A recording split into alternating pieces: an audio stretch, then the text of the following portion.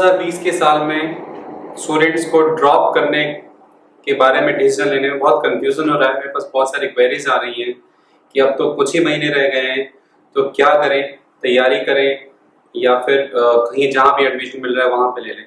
देखिए, सबसे पहली बात तो क्या है कि इस साल जो रिजल्ट आया है जेईई मेन का, उसके बारे में बहुत कंट्रोवर्सी है। जेईई मेन जनवरी अटेम्प्ट और सितंबर अटेम्प्ट मिलाकर जो बेस्ट ऑफ 2 दिया गया है, उसमें सितंबर अटेम्प्ट में चूंकि हर सिटिंग में 63,000 बच्चे थे और जनवरी अटेम्प्ट में हर सिटिंग में 1 लाख बच्चे थे, इसलिए जो परसेंटाइल निकालने का फॉर्मूला जो भी एनटीए ने लगाया है, परसेंटाइल डायरेक्टली डिपेंड करता है कि कितने बच्चे आपके साथ बैठे हैं, उसमें आप कितने से आगे हैं, कितने परसेंटेज बच्चों से आगे हैं। तो डेफिनेटली उसमें बहुत बड़ा झोल है, जिसकी वजह से कुछ सेटिंग्स में बच्चों के 140, 150, 200 नंबर आने के बावजूद बहुत खराब परसेंटाइल आई है। तो ऐसे सिचुएशन में आपको एक नए सिरे से सोचना पड़ेगा, क्योंकि ये जो केओस हुआ है ये नेक्स्ट ईयर नहीं होगा। तो बहुत सारे ऐसे बच्चे जो टैलेंट होने के बावजूद अच्छा स्कोर नहीं कर पाए और जेईई एडवांस में जस्ट क्लोज रह गए मार्जिन पे या फिर मार्जिन से आगे निकल गए, तो आपको ये सोचने की जरूरत बिल्कुल भी नहीं है कि कुछ ही महीने हैं। क्यों? क्योंकि जो एग्जाम अगले साल होना है, बहुत सारे बच्चों ने खुद से अज्यूम कर लिया है कि अक्टूबर में हम बैठे हैं और जनवरी में हमारा जेईई मेन होना है, तो हमारे पास टाइम नहीं है। बिल्कुल गलत सोचना है आपका। जनवरी में जेईई मेन होने की दूर दूर तक कोई पॉसिबिलिटी नहीं है और मोस्ट लाइकली सिनेरियो, मेरा प्रेडिक्शन है, शायद नेक्स्ट ईयर एक ही अटेम्प्ट होना चाहिए जनवरी जेईई मेन का, जो करंट सिनेरियो। और अदरवाइज भी, क्योंकि जेईई मेन के जो 2 अटेम्प्ट्स हैं उसका कोई लॉजिक नहीं बनता है और वो इस बार क्लियरली दिख गया, क्योंकि बेस्ट ऑफ 2 अटेम्प्ट में काफी सारे स्टूडेंट्स का एक्चुअली वर्स्ट हो गया है। ठीक है, और इन हिंदुस्तान में कोई और कॉम्पिटिटिव एग्जाम नहीं है जिसमें ऐसा एक्सपेरिमेंट हुआ है और एक्सपेरिमेंट कंप्लीटली फेल्योर है।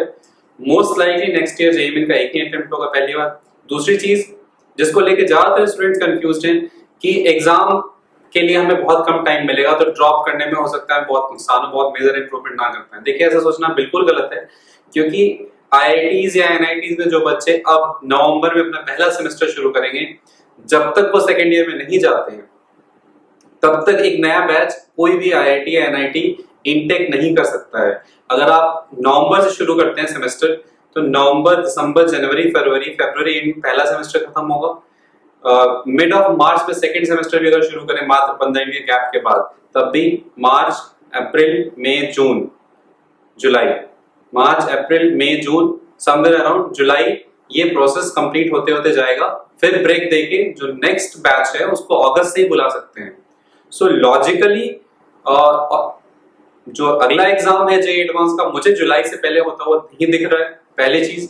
सेकेंडली, बोर्ड एग्जाम्स ऑलरेडी 2 महीने पोस्टपोन होने की बात आ गई ऑलरेडी कि गवर्नमेंट हैज ऑलमोस्ट डिसाइडेड कि 2 महीने पोस्टपोन होने, तो मार्च का जो बोर्ड एग्जाम है वो मई में शिफ्ट होने वाला है। ठीक है, और जो मोस्ट लाइकली सिनेरियो है वो जुलाई का है नेक्स्ट ईयर, ये अगस्त भी हो सकता है।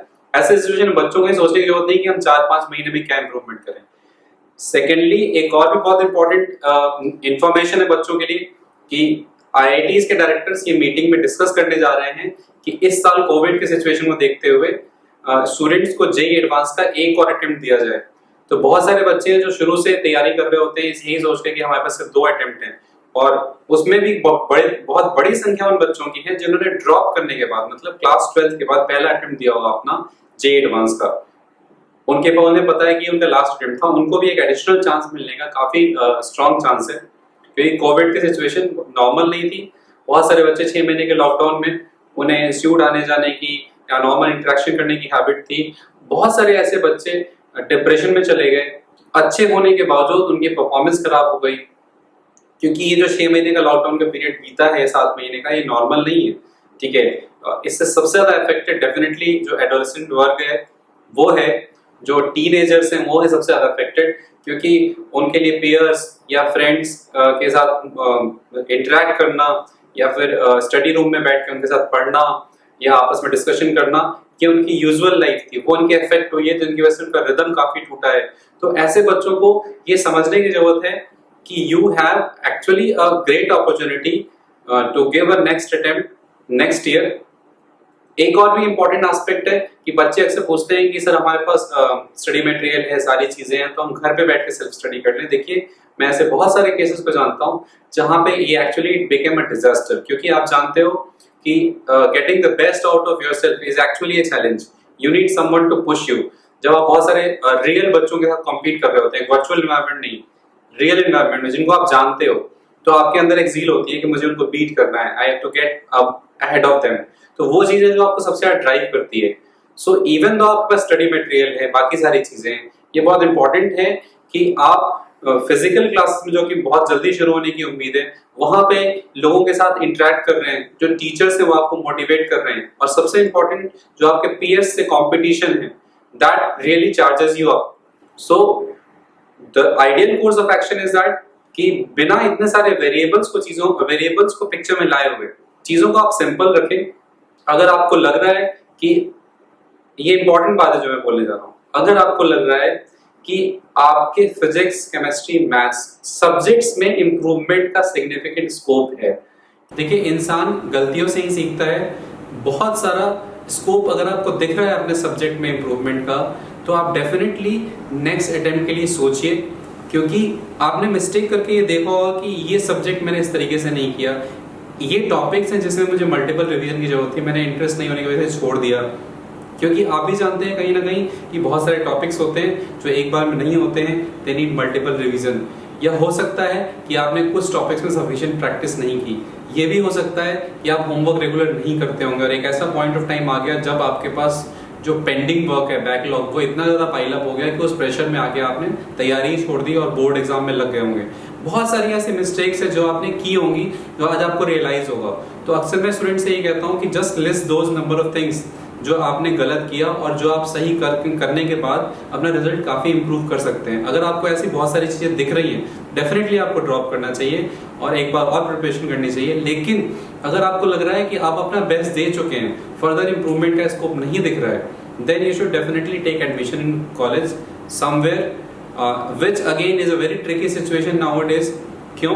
क्योंकि काफी सारे जो प्राइवेट कॉलेजेस थे, उन्होंने अपनी सीटें भरने के लिए बहुत सारे बच्चों को पहले ही बोर्ड एग्जाम के मार्क्स के बेसिस पे एडमिशन दे दिया है। तो ये एक और फैक्टर जो आपको सोचना पड़ेगा कि इस साल प्राइवेट कॉलेज में जहाँ पे आप जा सकते थे, वो ऑप्शंस भी काफी हद तक क्लोज होते जा रहे हैं। So under the circumstances, if you think that you are exhausted, there is no more energy to study more, आपके लिए अब चीजें बोरिंग होने वाली है, उस केस में बिल्कुल भी तैयारी ना करें, बिल्कुल भी ड्रॉप ना करें, डेफिनेटली कहीं चले जाएं।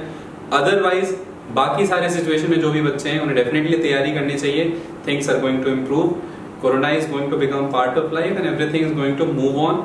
सो the situation is going to better, you will have a better environment, क्योंकि फियर का एनवायरनमेंट था, स्ट्रेस का एनवायरनमेंट था, काफी अनयूजुअल चीजें थी।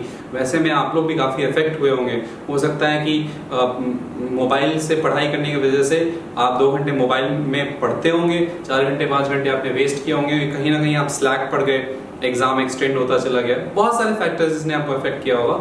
सो जस्ट बी काम, एंड कोई भी आपको अदर इशू लगता है तो just put it in comment box. I will definitely try to guide you over all the aspects that you are currently struggling. Thanks for watching me.